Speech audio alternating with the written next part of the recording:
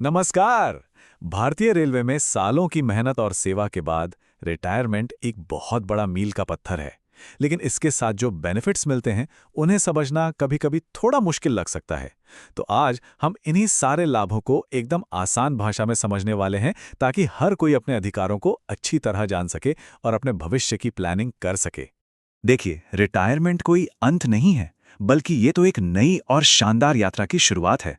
और इस नई यात्रा के लिए भारतीय रेलवे आपकी बरसों की सेवा का सम्मान करते हुए कई तरह के फायदे देता है। इस पूरी जानकारी को आसान बनाने के लिए हमने इसे 5 हिस्सों में बांट दिया है।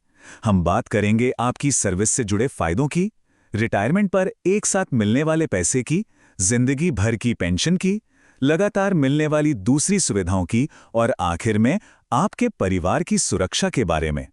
तो चलिए पहले हिस्से से शुरू करते हैं। आपकी सेवा, आपके लाभ। 60 साल की उम्र में रिटायर होने वाले हर कर्मचारी के लिए एक पूरा पैकेज तैयार किया गया है। ये सिर्फ कोई फॉर्मेलिटी नहीं है, बल्कि ये आपकी मेहनत और लगन का ही नतीजा है, जो आपके आने वाले कल की नींव रखता है।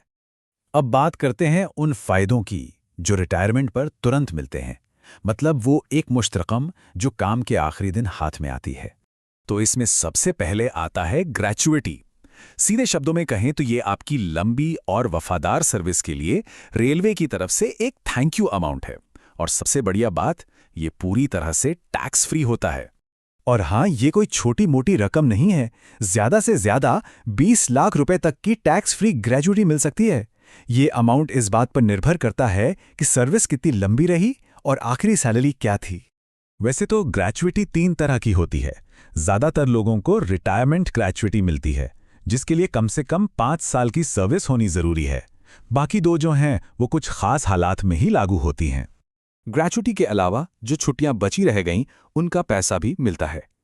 कुल मिलाकर 300 दिनों तक की छुट्टियों को कैश कराया जा सकता है, जिसमें एलएपी और एलएचएपी दोनों तरह की छुट्टियां शामिल होती हैं।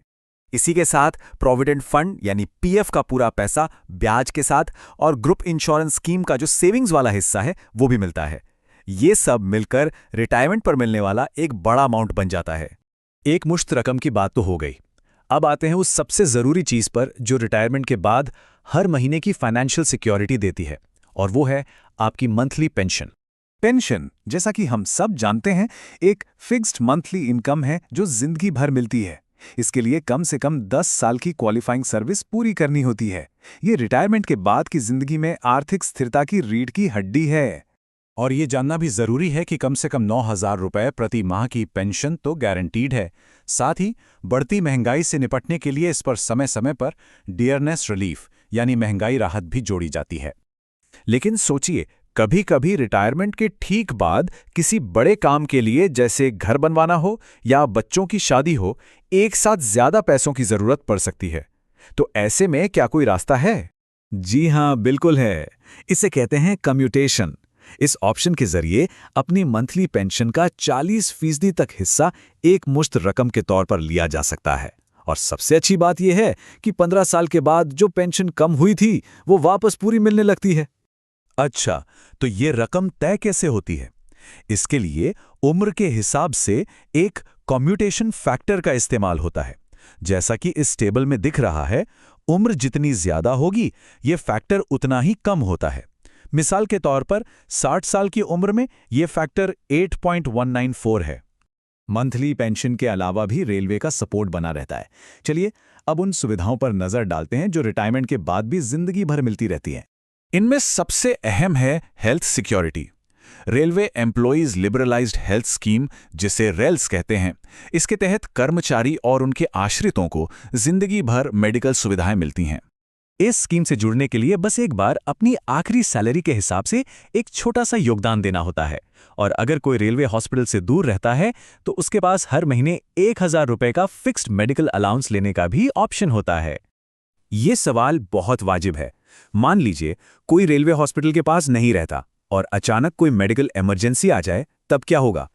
इसका भी समाधान है CTSE यानी cashless treatment scheme in emergency. इसका कार्ड बनवाने का प्रोसेस भी काफ़ी सीधा है। ऑनलाइन अप्लाई करके फॉर्म जमा करना होता है और फिर पैनल में शामिल प्राइवेट अस्पतालों में भी इमरजेंसी में कैशलेस इलाज की सुविधा मिल जाती है। और रेलवे से जुड़े रहने का एक और मजेदार फायदा है सफर। रिटायरमेंट के बाद भी कॉम्प्लीमेंट्री पास मिलते रहते हैं। ग्रुप ए और बी स्टाफ को हर साल 3 सेट और ग्रुप सी स्टाफ को 2 सेट पास मिलते हैं ताकि वो अपने परिवार के साथ घूम फिर सकें। अब आते हैं अपने आखिरी और सबसे जरूरी सेक्शन पर।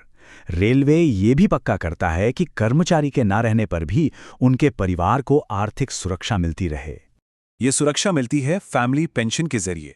कर्मचारी के निधन के बाद परिवार को शुरुआती कुछ सालों तक एक बढ़ी हुई दर पर, यानी आखिरी बेसिक सैलरी का 50% पेंशन मिलती है, और उस अवधि के बाद नॉर्मल रेट पर, यानी 30% की दर से पेंशन जिंदगी भर मिलती रहती है। तो ये था भारतीय रेलवे के रिटायरमेंट बेनिफिट्स का पूरा ब्यौरा। ये जानकारी सिर्फ अधिकारों के बारे में नहीं, बल्कि ये आत्मविश्वास के साथ अपनी अगली यात्रा की प्लानिंग करने का एक जरिया भी है। जब ग्रेच्युटी, पेंशन, कम्यूटेशन और हेल्थ जैसी सभी सुविधाओं की जानकारी हो, तो सवाल ये उठता है कि इन सब का सबसे अच्छा इस्तेमाल करके अपने और अपने परिवार के लिए एक आरामदायक भविष्य कैसे सुनिश्चित किया जाए।